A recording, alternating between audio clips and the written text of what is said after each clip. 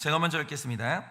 그때 제자가 더 많아졌는데 헬라파 유대인들이 자기의 과부들이 매일의 구제에 빠짐으로 히브리파 사람들을 원망하니 12사도가 모든 제자를 불러 이르되 우리가 하나님의 말씀을 제쳐놓고 접대를 일삼는 것이 마땅하지 아니하니 형제들아 너희 가운데서 성령과 지혜가 충만하여 칭찬 많은 사람 7을 택하라. 우리가 이 일을 그들에게 맡기고 우리는 오로지 기도하는 일과 말씀 사역에 힘쓰리라 하니 온 무리가 이 말을 기뻐하여 믿음과 성령이 충만한 사람 스데반과 또 빌립과 브로고로와 니가노르와 디몬과 바메나와 유대교에 입교했던 안디옥 사람 니골라를 택하여 사도들 앞에 세우니 사도들이 기도하고 그들에게 안수하니라.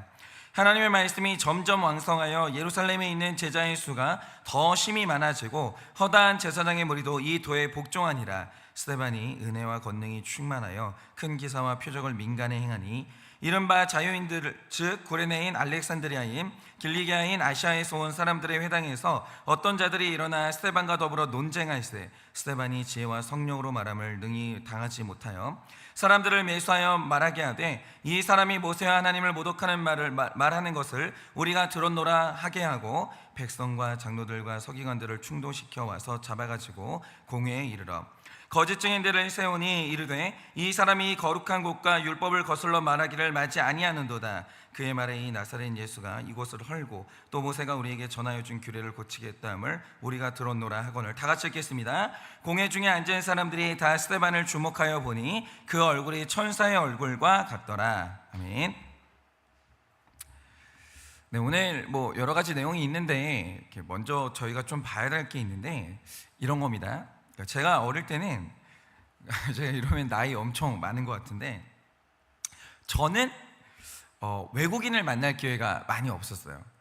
그런데 요즘에 이제 인터넷 같은 수단이 있어서 외국에 대한 객관적인 정보를 좀 풍성하게 얻을 수 있었으면 또 좋았을 텐데 제가 어릴 때는 인터넷도 없었거든요. 그래서 특별히 이제 미국이라는 나라에 대한 정보를 얻는다라고 하면 어떤 방식으로 얻었냐면 영화를 통해서 미국에 대한 정보를 얻는 거 말고 저는 별로 방법이 없었습니다. 그런데 그 영화에서 그려지는 미국이 이제 저는 어떤 나라였냐, 한마디로 완벽했어요.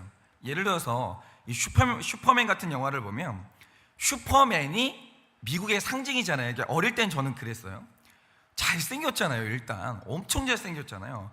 그런데 잘생겼는데 힘이 세요. 그런데 잘생기고 힘센 사람이 엄청 착해요. 그래서 이렇게 대단한 사람이 이타적으로 막 여기저기 사람들을 구하러 다니는 거예요. 그래서 저는 진짜로 생각한 게 뭐냐면 미국 사람들이 슈퍼맨처럼 다 착하고 완벽한 줄 알았고, 그래서 이제 미국이라는 나라가 완벽한 줄 알았어요. 그런데 제가 이제 어른이 돼서 객관적인 미국을 알게 된 거죠. 실제로 슈퍼맨처럼 전 세계에서 제일 힘이 센 나라는 맞아요. 그런데 또 슈퍼맨처럼 가장 좋은 완벽한 인격을 가진 나라냐라고 하면 그렇지는 않은 것 같아요. 그런 인간은 어느 나라에도 없는 거예요. 그러니까 슈퍼맨을 통해서 상상했던 이 미국의 완벽하다는 저의 이미지는 환상이 있었던 거예요. 그러니까 실제로 그런 모습이 있긴 한데 완벽함이라고 하면은 뭐가 채워져야 되잖아요, 다른 것들이. 근데 그 다른 것들은 저의 환상이었던 거죠. 그런 완벽한 나라는 지구상 어디에도 없는 거예요. 그런데 우리가 이제 객관적인 실체가 보이고 이제 이런 것들을 우리는 이제 진실이라고 부르는데, 그런데 이것과 마찬가지로 우리 지금 믿는 사람들이 가지고 있는 굉장히 심각한 착각이 하나 있어요. 그게 뭐냐? 초대교회가 완벽했다는 착각이에요. 그거는 어마어마한 착각이에요. 여러분 아시는지 모르겠지만 초대교회보다 지금 교회가 나아요. 왜 그러냐? 계시는 점진적으로 발전하기 때문에 지금 우리가 예수님에 대해서 훨씬 더 많은 것을 가지고 있고 초대교회보다 지금 교회가 문제가 더 적어요. 지금 우리는 이단에 대해서 분별할 완벽한 교리를 가지고 있다고요. 근데 초대교회는 그게 없었어요. 그러니까 이런 겁니다. 그러니까 초대교회는 성령이 강력하게 역사했고 사람의 병이 낫는 일들이 일어났고 막 부자들이 자기 것을 팔아서 가난한 자들과 나눴다고 하니까 초대교회는 문제도 없고 싸움도 없고 천국 같은 교회였다 이러면서 백투 초대교회 이러시는 분들이 있거든요. 그런데 세상에 그거보다 더 심각한 착각이 없는 거예요. 한번 가보세요. 여러분들이 그 교회에서 하루라도 신앙생활 할 수 있나? 주변은 온통 나를 핍박하고 있죠. 교회는 이런저런 문제가 일어나는데 이걸 해결할 말씀이 없죠. 여러분, 정말 초대교회가 성장한 건 기적이었어요. 정말. 물론 초대교회는 예수님의 제자들이 목회했기 때문에 목회자가 훌륭했어요. 성령이 강력하게 임했던 것도 사실이에요. 부자들의 헌신 있었습니다. 그런데 사도들도 죄인이고 초대교회 성도들도 100% 죄인이라는 사실에 대해서는 전혀 다른 게 없는 거예요. 그래서 초대교회는 지금 현대의 교회보다 문제가 많았다고 보시면 돼요. 훨씬 더 많았어요. 그걸 다 메꿨던 게 뭐냐? 그러니까 이게 기적이었어요. 기적. 그래서 그 시대는 기적이 필요했어요. 아직 말씀도 정립되지 않았고 신학도 정립되지 않았고 교회도 굳게 서지 않았기 때문에 어쩔 수 없이 성령님께서 기적으로 일할 수밖에 없었던 거죠. 그러니까 예를 들어서 지난주에 나눈 것처럼 초대교회 안에도 직분을 돈으로 살려고 했던 아나니아와 삽비라 같은 사람들이 있었어요. 고린도 교회는요, 근친상간이 있었습니다. 성도들끼리 법정 가서 멱살 잡고 싸우는 일이 있었어요. 그러니까 초대교회가 좋은 교회 맞아요. 사도들이 목회자였던 교회도 맞아요. 성령 충만했던 것도 맞는데 완벽한 교회는 아니었다는 거예요. 이런저런 문제가 대단히 많았다라는 거죠. 그러니까 뭐든지 완벽한 건요, 그러니까 천국에만 있는 거예요. 그래서 지상의 교회는 어쩔 수 없습니다. 그러니까 어디를 가봐도 문제가 있을 수밖에 없어요. 그냥 그건 정해진 사실이에요. 어느 교회를 고르고 골라도 거기에는 문제가 있어요. 완벽한 건 불가능합니다. 그런데 여기에서 중요한 게 있어요. 그 교회가 문제가 있는데 이 문제를 해결할 실력이 있냐 없냐, 그리고 해결이 안 되는 문제는 받아들일 수 있는 실력이 있냐 없냐, 그게 중요한 거예요. 그러니까 지성의 교회는 문제가 있는 교회랑 없는 교회랑 나뉘는 게 아니고요, 문제를 해결할 실력이 있는 교회 없는 교회 딱 이렇게만 나누는 거예요. 그런데 오늘 말씀을 보면 역시나 잘 보세요. 성령이 충만했습니다. 방언의 은사가 나타나요. 병 고침의 능력이 나타나요. 근데 오늘 말씀을 보면 교회에 문제가 생겨요. 이래서 성경책이 정직한 책인 거예요. 성경책은 교회가 완벽하다, 여기는 지상 천국이다, 이거는 거짓말이고 진리가 아닌 거예요. 근데 오늘 성경이 초대교회가 이제 막 뻗어나가는 교회인데 우리 교회의 문제점을 정확히 적어놓는 거예요. 그러니까 어느 가정이든 간에 어디든 간에 가장 건강한 단체는 뭐냐면 자기 단체, 자기 교회에 어떤 문제가 있는지 말할 수 있어야 되고 이 문제를 놓고 성령의 해결을 구할 수 있어야 건강한 거예요.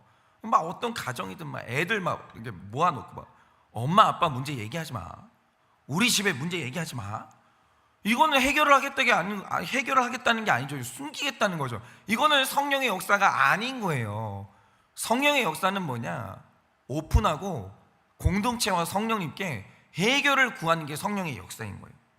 그런데 여기에서 중요한 것은 사도들이 이 문제를 해결하는 실력이 있었다라는 거죠. 그러면 공동체의 갈등과 문제를 어떻게 해결할 수 있는 건가? 오늘 우리가 이 성령의 해결, 성령이 어떻게 문제를 해결하시는가, 이걸 좀 우리가 이제 묵상을 해보려고 하는데요. 자, 일단 가장 먼저는 예루살렘 교회 안에서 오늘 불거지고 있는 이 갈등과 문제의 내용이 뭔지 한번 볼게요. 이거는 우리의 문제인 거예요. 초대교회 당시에 성령이 불같이 역사하시면서 수많은 사람들이 이 복음이 가슴을 때렸어요. 그리고 회심의 역사가 일어났습니다.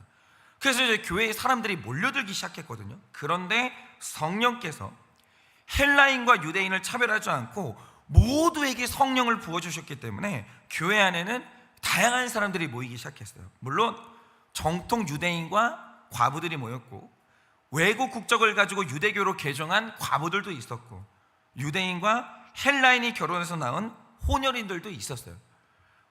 완벽한 유대인, 완벽한 외국인, 혼혈인, 이런 식으로 이제 다 같이 모이기 시작했다는 거죠. 그런데 이때 아주 심각한 문제가 발생해요. 그게 뭐냐? 이 당시 교회는 부유한 성도들이 낸 구제연금을 가지고 이 가난한 과부들과 고아들에게 먹을 것을 제공하고 있었어요. 그런데 이제 이상한 일이 일어나요. 교회 안에서 뭐냐면 이 먹을 것을 분배하는 과정에서 어느 날 이방인 과부, 헬라파 과부가 배제됩니다. 그리고 교회에 내는 헌금인데 유대인 과부들만 혜택을 받는 일이 벌어져요. 그런데 사도들이 인정하는 바, 이거는 변명의 여지 없이 명백한 차별이 발생한 것이고, 이 문제가 해결이 안 됐으면 공동체는 깨질 수 있었던 심각한 사안이거든요. 그러니까 벌써 여기에서 만약에 이 차별의 문제가 해결이 안 되면 그러니까 이방인 선교가 가로막히게 되는 거예요.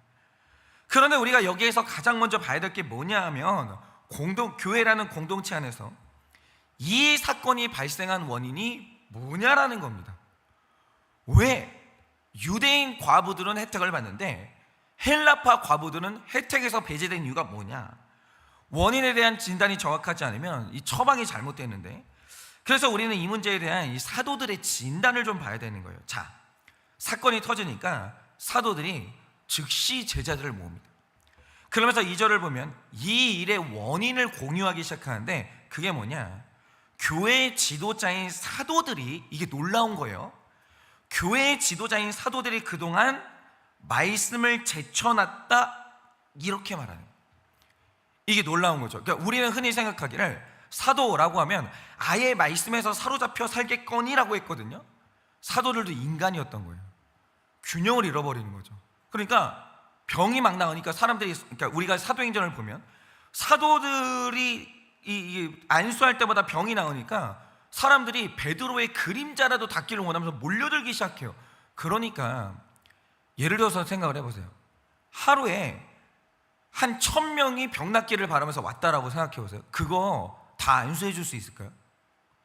못해요. 안 되는 거예요. 그래 교회가 막 이제 막 부흥을 하잖아요. 막 행정적으로 업무를 봐야 될 거 아니에요. 그게 일이 얼마나 많겠어요. 난 병도 고쳐야 되고, 뭐 행정적인 업무도 봐야 되고, 뭐 조직 관리도 해야 되고, 얼마나 일이 많겠어요. 그러다 보니까 중요한 일이 뭐냐? 사도들이 말씀에서 멀어진 거예요. 사용을 하다 보니까 말씀에서 멀어진 거예요. 그러나 여기에서 사도들이 언급하는 이 말씀의 정확한 의미가 뭐냐면, 강단에서 설교하는 교리를 말하는 게 아니라 말씀의 기능인 교회의 질서를 세우는 기준을 표현한 게 말씀이에요. 그러니까 이 말씀이 교회의 기준을 세우는데 우리가 지금 여기에서 벗어났다, 이 말을 하는 거예요. 그런데 중요한 건 이거죠. 사도들이 우리의 절대 기준인 말씀에서 멀어지니까 어떤 일이 일어났습니까? 자기도 모르는 새에, 내가 말씀이 없어지니까 자기도 모르는 새에 히브리파 과부들을 더 챙기게 되는 거예요. 그런데 왜 말씀에서 떠난 결과가 히브리파 과부 접대로 나타나느냐? 이유는 사도들이 전부 다 히브리인들이었거든요. 처음에 부름받은 사도들 중에서 헬라인이 한 명도 없었어요. 다 히브리 사람들이었어요. 그러니까 이 말 뜻이 뭐냐면요, 누구라도 절대 기준인 말씀이 없으면 내 육신의 출신에 따라서 다 치우치게 돼요. 말씀이 없으면 남자는 남자 편 들어요. 여자는 여자 편 들어요. 말씀이 없으면 다 목장마다 처방할 때 여자들끼리 으쌰으쌰하고 남자들끼리 으쌰으쌰하고 전부 다 자기 육신의 출신에 따라서 그렇게 됩니다. 예를 들어서 이건 저도 들은 이야기인데, 의사분들 같은 경우에 아무리 뛰어난 의사라도 웬만하면 자기 가족 수술은 자기가 하지 않는데요. 이유가 뭐겠습니까? 사람 살리는 의사가 이제 수술할 때 부자라고도 신경 써주고 가난하다고 대충하고 이러지 않아요. 내 앞에 누워있는 환자가 심지어 범죄자라 할지라도 일단 수술대로 올라왔으면 집중하고 최선을 다하죠. 매뉴얼에 따라서 수술을 하는 거예요. 그런데 만약에 수술받는 환자가 내 자녀, 내 아내, 내 부모다, 그럼 어쩔 수 없이 치우치는 거예요. 객관적으로 수술이 힘들어지는 거죠. 판단이 잘 안 되는 거예요. 그래서 이제 보통은 다른 사람에게 맡기는 경우가 많다고 하더라고요. 그러니까 이런 겁니다. 내 육신의 출신, 내 혈육의 정, 이걸 벗어난다는 건요, 그렇게 어려워요. 남자가 여성을 위한 처방을 한다는 거, 남자가 남자 입장을 벗어나서 여성의 입장에서 처방을 한다는 거, 이런 건 뭐냐면 말씀이 없잖아요. 안 되는 거예요. 객관적인 처방이 안 되는 거예요. 그래서 정확한 기준이 없는 사람은 다 내 육신의 출신에 따라서 치우치게 되어 있는 거예요. 예를 들어서 실제로 그런 교회가 있다는 소리만 들었어요. 어느 교회를 가면 경상도 사람만 모인 교회가 있대요. 어딜 가면 전라도 사람, 충청도 사람만 모인 교회가 있대요.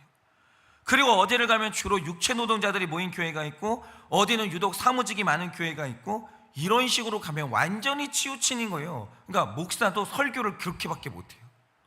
다르게 안 되는 거예요.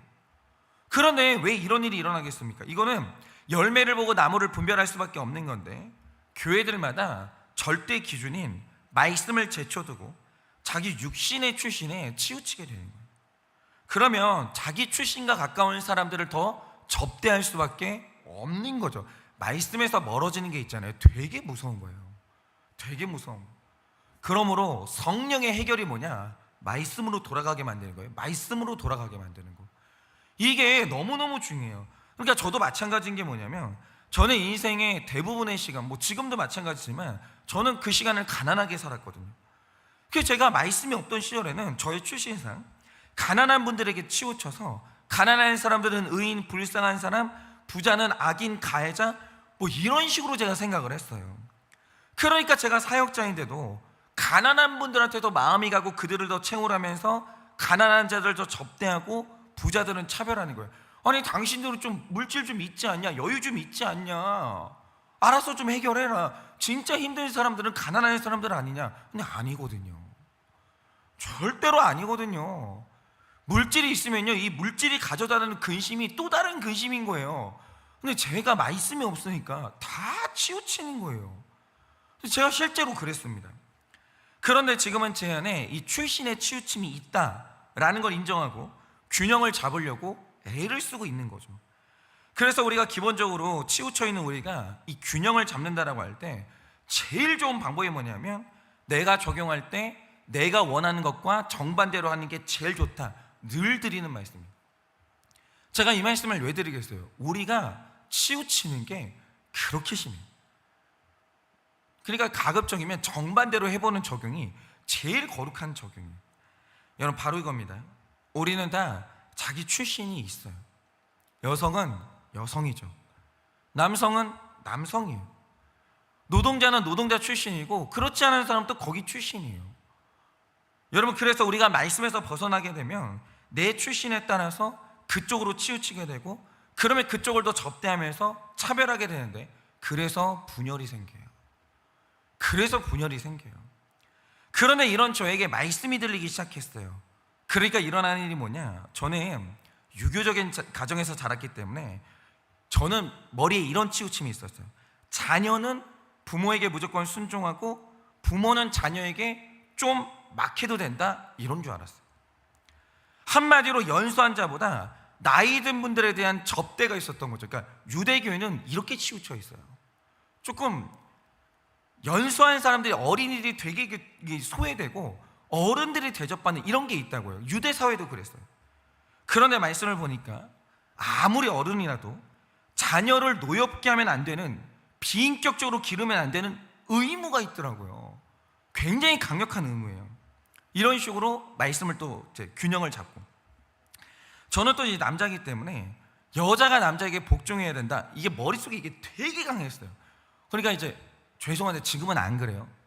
이게 교회가 똑바로 서려면 여자들이 목소리 내면 안 된다. 제가 정말 잠깐 정신이 좀 나갔었는데 이런 생각 가지고 살았거든요. 그래서 성경을 보니까 남자는 여성을 목숨 걸고 사랑해야 되고, 여성의 돕는 배 필요 없는 남자는 일어설 수가 없다라는 걸 알게 된 거예요. 그래서 말씀으로 한쪽을 접대하고 차별했던 인생에서 조금씩 벗어날 수가 있었던 거죠. 그리고 균형 잡는 인생으로 갈 수가 있는 거예요. 말씀 없으면 균형 죽어도 못 잡아요. 그리고 균형 잡힌 지도자가 없으면요, 말씀도 자기 출신에 따라서 읽어요. 이게 진짜 무서워요. 효도가 최고다, 이런 사람들은 그것만 골라 읽어요. 여성 인권 운동가들은 그것만 골라서 읽고, 이 남성 인권 부르짖는 사람들은 그것만 골라 읽는 거예요. 그러면서 자기 연민, 자기 억울함, 이거를 말씀을 통해서 강화를 시키는 거죠. 안 되는 거예요. 있는 그대로 큐티하면서 그날 적용하고 균형을 잡아야 돼요. 여러분, 이렇게 어느 공동체든지 자기 육신의 출신에 따라서 치우치고 차별하니까 갈등이 생기는 건데, 이거는 이 성령의 해결이 뭐냐? 말씀으로 균형을 잡아야 돼요. 다 필요 없고요. 순서대로 그날 큐티하고 적용하면 돼요. 이러면 자연스럽게 해결이 되는 거예요. 말씀을 제쳐놓고는 아무것도 안 되는 거예요. 여러분, 어느 공동체든 공평해야 되는데 세상에서 제일 공평한 공동체가 어디입니까? 그냥 성경적인 게 제일 공평해요.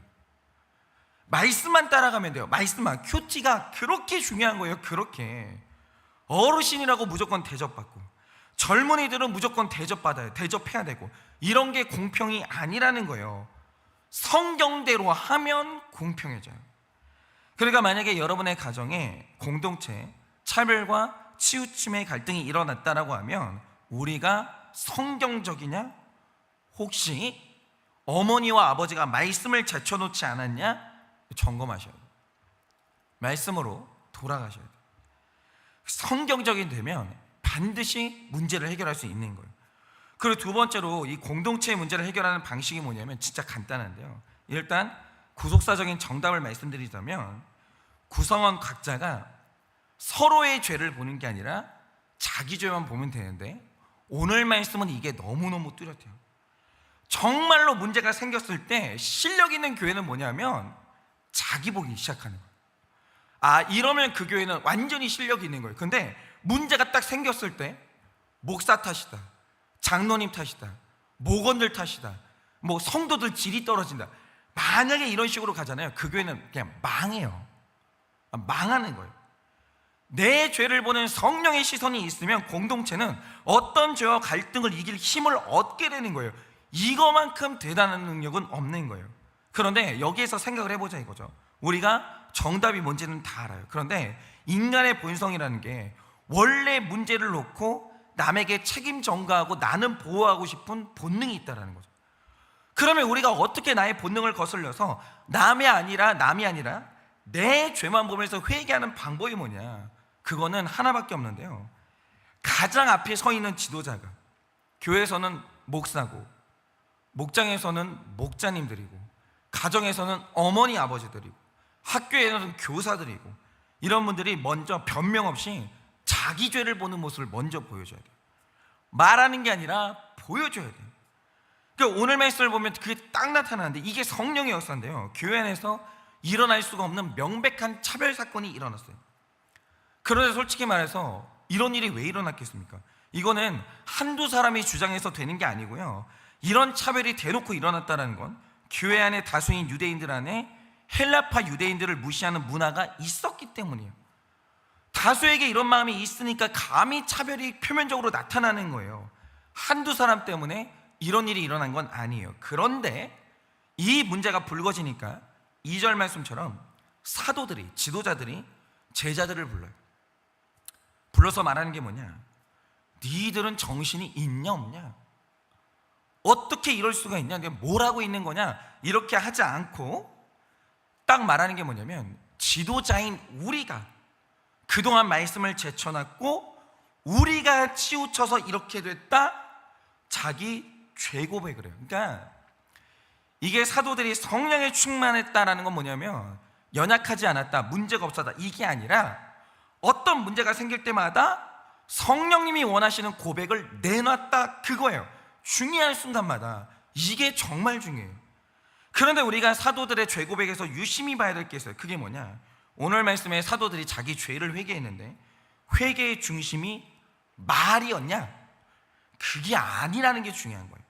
3절부터 보면 말로 회개를 한 다음에 내 회개에 대해서 구체적인 적용을 시작합니다.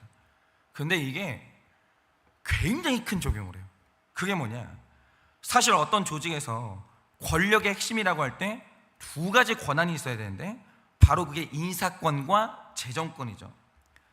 그런데 오늘 말씀의 사도들을 보면 내가 말씀에서 떠난 탓에 분별이 안 돼서 자원 분배하는 데 실패했다고 인정을 했어요. 그리고 나서 한 일이 뭔가? 즉시 재정 집행권을 넘깁니다. 다른 사람이에요. 성령에 충만한 집사 7명을 택한 다음에 3절 말씀처럼 돈을 이 집사 7명에게 맡겨요. 놀라운 건 뭐냐? 재정 맡을 집사로 뽑힌 사람들이 전원 다 헬라파 유대인들이었다. 히브리파 유대인들을 한 명도 안 뽑아요. 전부 다 헬라파 사람들을 뽑아요. 이게 균형이죠. 왜냐하면 사도들이 전원 다 시브리 사람들이거든요. 이거 쉬운 거 아닙니다. 절대로 쉬운 거 아닙니다. 이렇게 되니까 이게 초대교회 안에서 사람들이 우리 교회가 공평하다, 사도들이 성령 충만하다, 이게 딱 되는 거예요. 그런데 아주 공평하게 값을 치르자 어떤 일이 일어나냐, 7절 말씀처럼 하나님의 말씀이 점점 왕성하여 예루살렘에 있는 제자의 수가 더 심히 많아지고 허다한 제사장의 무리가 이 도에 복종했다라는 거예요. 왜 복종했냐? 사도들이 성령 충만하지 않고 말씀이 없었으면 죽었다 깨어나도 할 수 없는 적용들을 하는 거예요. 이게 중요한 거죠. 여러분, 이렇게 대가를 지불하는 진짜 회개로 나아갈 때 하나님과의 나와의 관계도 이제 해결되고 우리 가정이나 공동체의 갈등도 해결할 수가 있다라는 거예요. 나만 보면 되는 거예요. 나만 보고 나만 적용하고 있으면 돼요. 자꾸 억울하다는 말 좀 그만해야 돼요, 진짜. 뭐가 억울해요? 그럼 억울하면 안 할 겁니까? 안 하면 어떻게 되는데요? 그러니까 그게 실력이 없는 거예요. 아무 실력이 없는 거예요. 네가 안 하니까 나도 안 할래. 너도 죽고 나도 죽자, 이거 아니에요. 이게 뭐냐면 실력이 없는 거예요. 그러니까 영적인 능력이 없고 실력이 없는 사람들은 너는 안 하는데 나만 적용해, 이게 억울하대요. 바보 아니냐 이거죠. 바보 아니냐. 어쩌자는 거예요. 이게 뭐냐면 영적인 실력이 1도 없으니까 그런 말이나 나오는 거예요. 그런 말. 그러니 오늘도 우리가 맞이하는 갈등 속에서 말씀을 떠나 치우친 내 죄를 보시고 값을 치르는 진짜 회개를 하셔서 모든 갈등을 해결하는 능력의 사람이 되시기를 예수님의 이름으로 축원합니다. 오늘 이제 월요일이니까 제가 적용 질문 드립니다. 나는 어떤 것에 대한 환상을 가지고 있습니다. 그러니까 남의 남편에 대한 환상 가지고, 남의 아내에 대한 환상 가지고 있고, 남의 나라에 대한 환상, 이런 거 가지고 있지 않냐라는 거죠. 나는 어떤 것에 대한 환상을 가지고 있습니까? 나는 어떤 육신의 차별이 있습니까? 나는 어떤 육신의 차별이 있습니까? 말씀으로 균형을 잡는 적용은 무엇입니까? 말씀으로 균형을 잡는 적용은 무엇입니까? 그러니까 내가 자꾸 끌리는 것과 반대로 해야 되는 말씀의 적용은 뭐냐라는 거죠. 나만 보는 적용이 잘 되고 있으십니까? 나만 보는 적용이 잘 되고 있으십니까?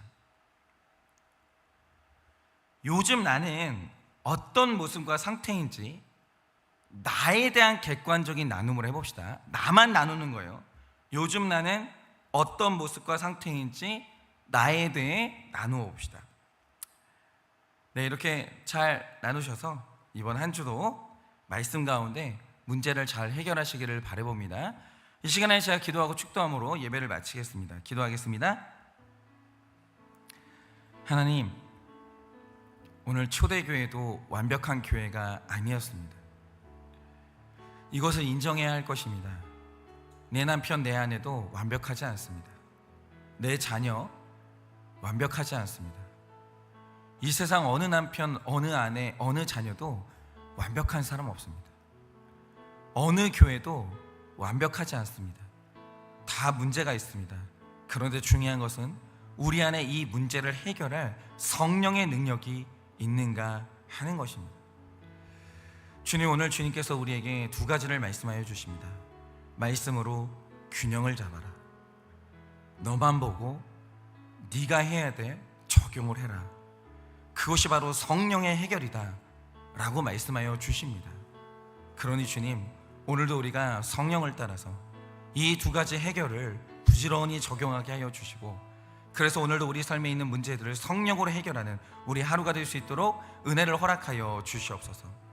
지금은 우리 주 예수 그리스도의 은혜와 하나님 아버지의 그 크신 사랑과 성령님의 위로하시고 교통하여 주시는 그 역사하심이 오늘도 나의 삶 가운데 있는 수많은 문제들을 성령으로 충만하여 성령으로 해결하기를 원하는 사랑하는 모든 주의 종들의 머리 위에 지금으로부터 영원 무궁토록 함께 있을지어다. 아멘.